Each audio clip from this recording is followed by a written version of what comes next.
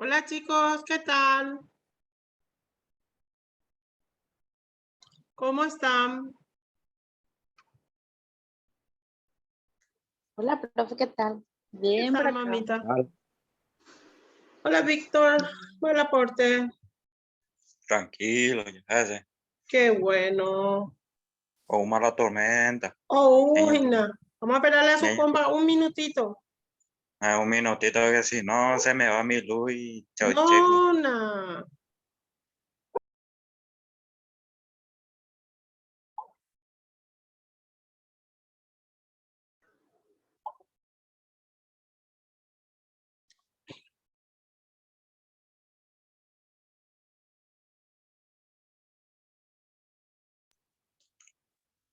Sí, marca tu asistencia.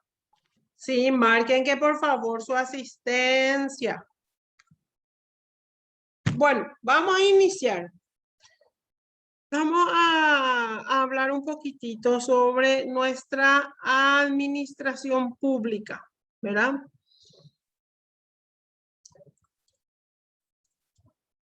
Un ratito me voy a ir. ¿Cuáles eran las funciones administrativas?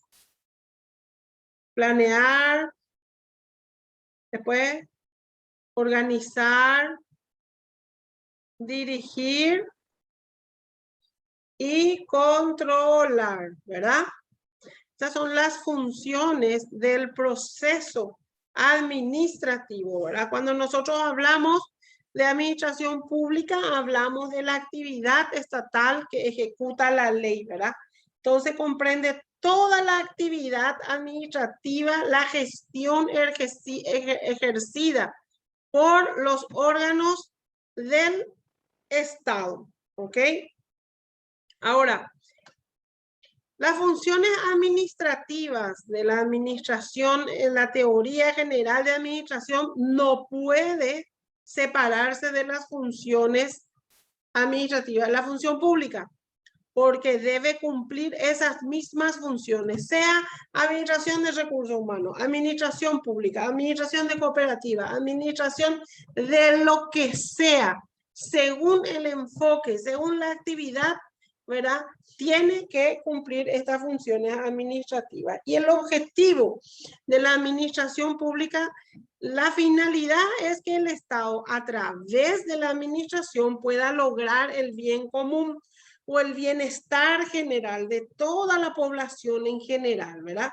Tiene el deber de dar la prestación de servicio a la ciudadanía de la manera más eficiente, de la manera más eficaz, ¿verdad? Eso es lo que nosotros, lo que se busca, ¿verdad? La administración pública, ahí se lleva a cabo todas las actividades para mantener el orden público, satisfacer las necesidades de la población, conducir el desarrollo económico y social, siempre partiendo de una base jurídica, ¿ok? Cuando nosotros hablamos del proceso de planeación, ustedes saben que tenemos un planeamiento estratégico que se da acá arriba con la Presidencia de la República. Luego tenemos un plan a largo plazo, un plan táctico y un plan operacional, ¿verdad? En este proceso de organización hay elementos fundamentales. ¿Cuáles son, Víctor, los elementos fundamentales?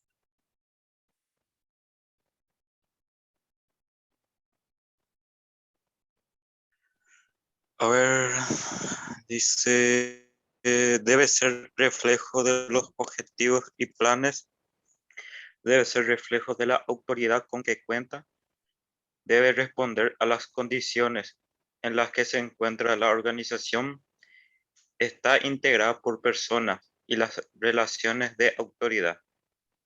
Muy bien. Entonces, esos son los elementos fundamentales del proceso de administración, ¿verdad? Muy bien. Cuando hablamos de administrar, organizar, dirigir y controlar, eso vamos a llevar a los estamentos del Estado. Entonces, hay rasgos básicos de la administración. La idea de administrar se debe vincular con la idea de poder y la presencia del poder en la sociedad, ¿verdad? No podemos administrar un país si no ejercemos poder, porque ¿qué va a pasar? Va a haber un caos, ¿verdad? Entonces, podemos decir que en la administración pública se distingue notablemente de otros sistemas de organización al servicio del poder público. Ahora, ¿existe diferencia con otras administraciones públicas anteriores cuando nosotros remontamos en el tiempo, ¿verdad? Porque este es un concepto que desde que el hombre ha ido evolucionando, ¿verdad? En la administración actual, ¿verdad? Podemos decir, ¿verdad? Que hoy en día la administración moderna extiende sus actividades a toda la sociedad. Después, Ceci, ¿podés continuar?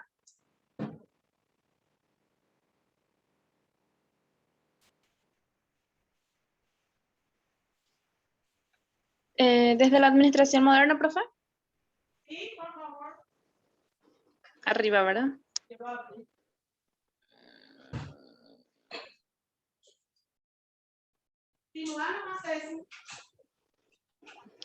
La administración moderna se diferencia de las sociedades antiguas en 5 elementos. La administración moderna extiende sus actividades a toda la sociedad, confluye en ella la máxima integración entre todos los elementos que determinan cómo es una sociedad. Sí. Hay una máxima formalización de la organización, ya que actúa sobre unas reglas prescritas. Ejerce de pleno derecho el poder político frente al conjunto de los individuos o de cualquier organización. Tiene una capacidad de presión y coacción hacia los individuos y otras organizaciones. Muy bien. ¿Qué significa presión y coacción? Yo a través de la ley te puedo presionar y te puedo coartar también, ¿verdad? Te puedo llevar presa también si quiero, ¿verdad? Entonces, existe una diferencia entre la administración pública y otros tipos de organizaciones. Recién Víctor había leído los elementos de la administración y eso es lo que distingue las administraciones anteriores, ¿verdad? En realidad, el Estado es un tipo de realidad de segundo orden, ¿verdad?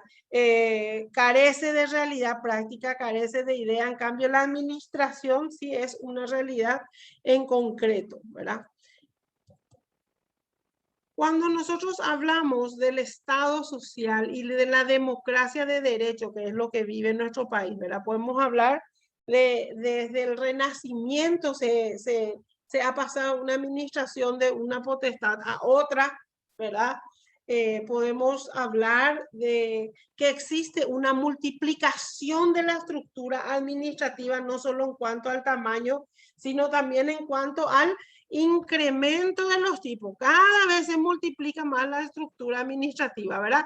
Fulano que entra, multiplica. Después viene otro, ¿por qué? Porque hay que pagar todos esos votos de esa gente que nos vota, ¿verdad? Y así es como, por eso que es imprescindible que la administración pública se maneje con la teoría de la administración de Max Weber, de la burocracia, porque así podemos inventar divisiones, podemos inventar cargos, podemos inventar departamentos, podemos dividir, subdividir, ¿verdad? Ahora, ¿cuáles son las clases o los tipos de órganos administrativos? Acá nosotros podemos distinguir varios tipos de organización y entre ellos hay 3 criterios que yo quiero que ustedes tengan en claro, ¿verdad? Tema de examen. Criterio morfológico, el criterio funcional, que es derivado de las cosas que hace según su función, y luego tenemos el criterio legal, ¿verdad? Derivado de una situación de la organización. Cuando hablamos del criterio morfológico, ¿qué queremos decir con eso? ¿Alguno de ustedes entiende esa palabra? ¿A qué se refiere?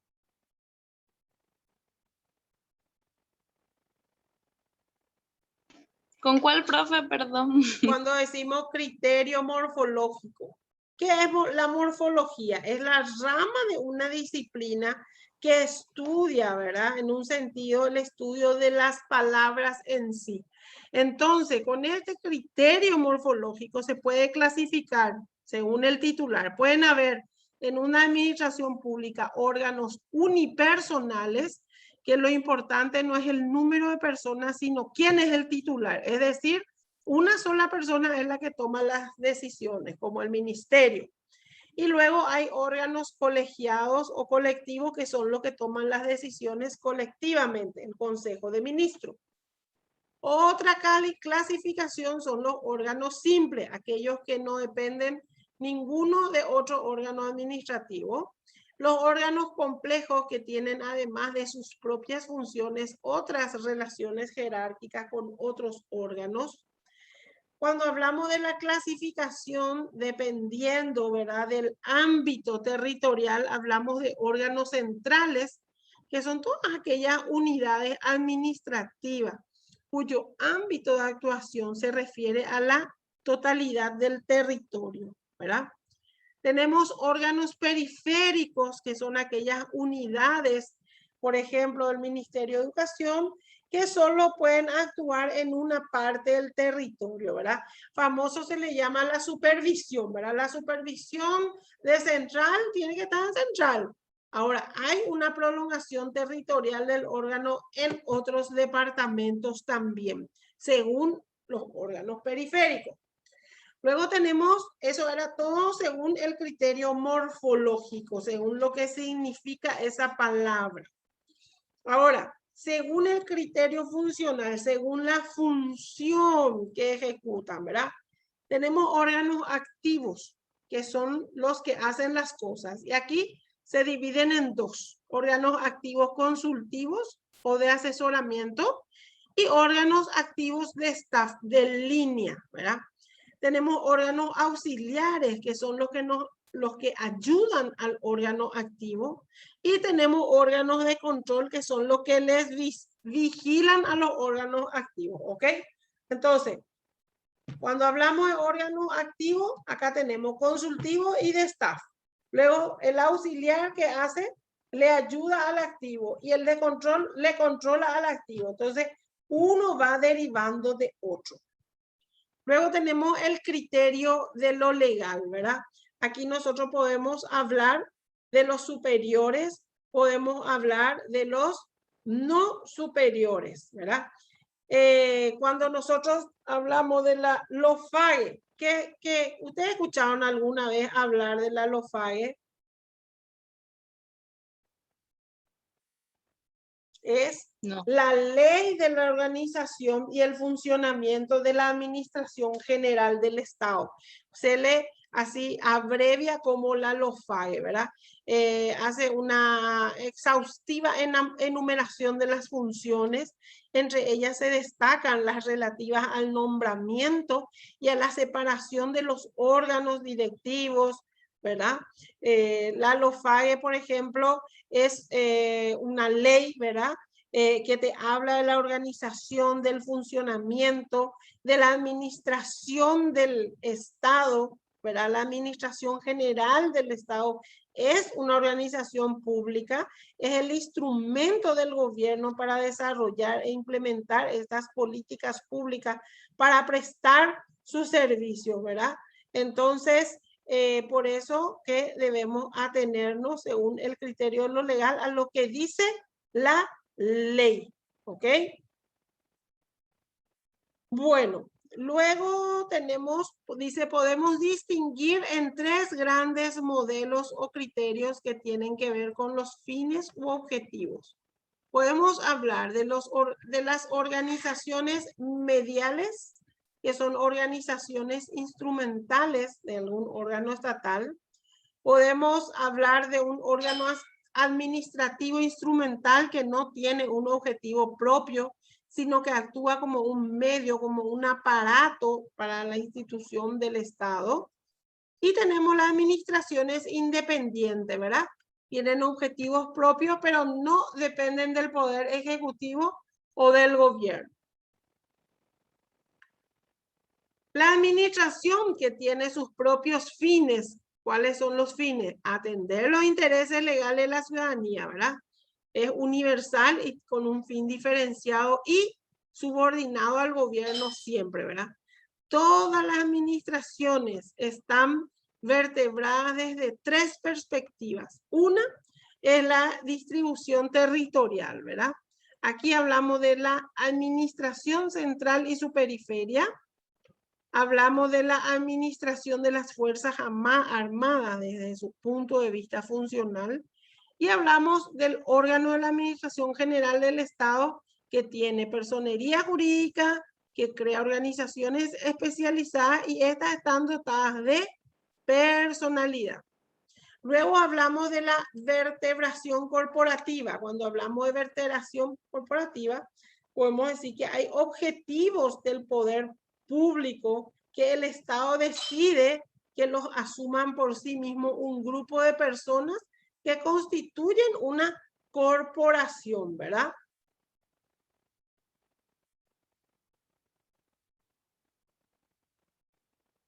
Bueno.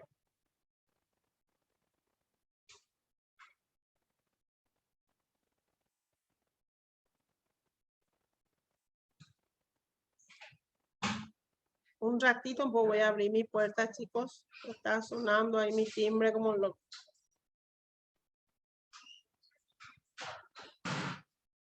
Muy bien. Luego tenemos las relaciones intraadministrativas, ¿verdad? Aquí tenemos dos principios que tenemos que manejar. Tenemos el principio de jerarquía y el principio de competencia.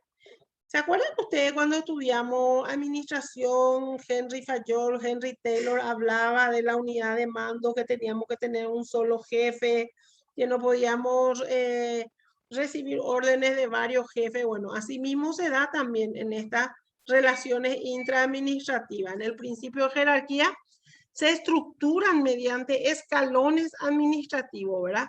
Hay una obediencia del titular del órgano, del que está más abajo al que está más arriba, ¿verdad? Deriva la norma y se articula en el derecho. Y hay un principio de competencia. Todas las atribuciones que la ley le encomienda a cada organización administrativa se va aplicando en cada una de las unidades. Aquí hablamos de la competencia jerárquica. Aquí habla y dice que depende de la posición en la organización mandar. La competencia funcional depende de la materia y la competencia territorial según el ámbito del organismo administrativo, ¿verdad? Una organización burocrática actúa con lo previsto en las leyes y presupone que no importa quién lo haga, que con esto pretende la funcionalidad del órgano, ¿verdad?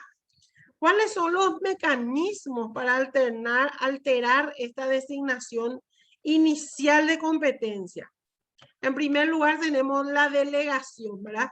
Aquí hablamos de un traspaso personal de una persona física a otra persona física, de un titular de un órgano a otro titular, que es lo que se llama el traspaso de mando, solemos ver, ¿verdad?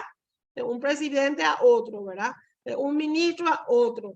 ¿Esto qué hace? Delega las atribuciones fijas, deja de ser válida cuando cambian las personas. O sea, yo puedo ser ministro y hasta cuando lo que yo mando, hasta que se haga el paso de mando, ¿verdad? Las atribuciones delegadas a su vez no se pueden delegar. La delegación tiene los mismos niveles asignados.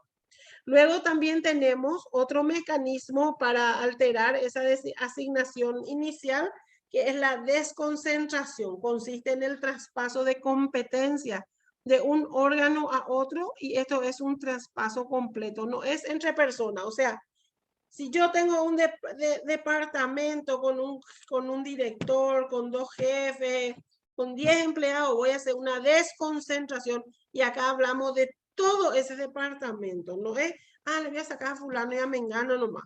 No, todo el departamento se desconcentra. Otro mecanismo es la avocación. La ley fija que el jefe pueda determinar las competencias del subordinado y él está abocado a eso. Luego tenemos la sustitución, que es una sustitución de un titular por otro, ¿verdad? Se actúa en lugar del sustituido. Y la suplencia es cuando de forma temporal está vacante. Entonces, sustituto, ¿qué es en la administración pública? Se va uno y le sustituye fulano. Y suplencia, ¿qué es? se fue nomás de vacaciones, está nomás de reposo. ¿Qué pasa con nuestro presidente? ¿Quién sube? ¿Quién le sustituye? ¿Verdad? Bueno. Cuando hablamos de estas relaciones interadministrativas, tenemos dos grandes principios. Uno es el principio de autonomía, ¿verdad? ¿Podés leer, Ceci?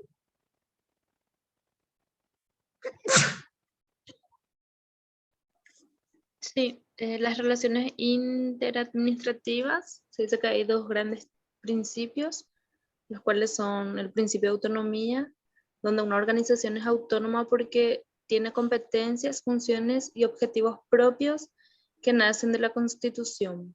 Que no son decisiones administrativas, son decisiones políticas que le reconocen la autonomía.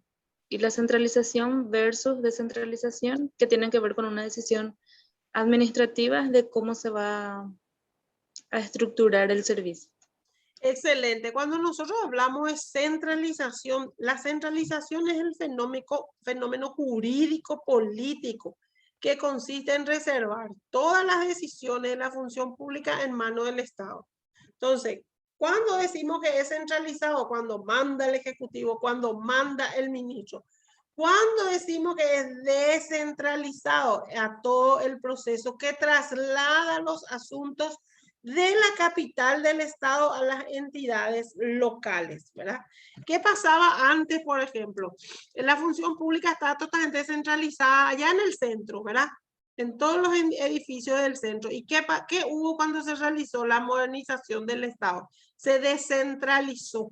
¿Qué significa? Al Banco Central se le mandó aquí, a IPS allá, al Poder Judicial en la otra punta, y así, Ministerio de Salud se descentralizó. Antes estaba todo junto, pero en la medida que van creciendo se va descentralizando y sobre todo se lleva a las gobernaciones, a las municipalidades, se traslada los asuntos en la capital del Estado a las entidades locales, ¿ok?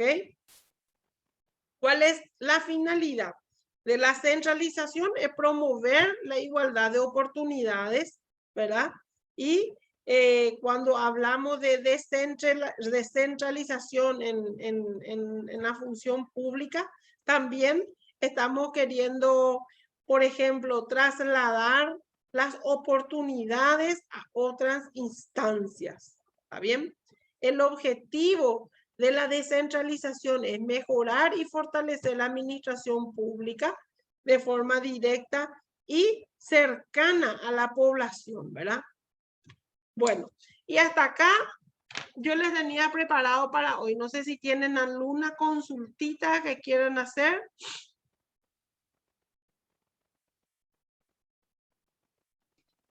No, profe, de momento no. Víctor.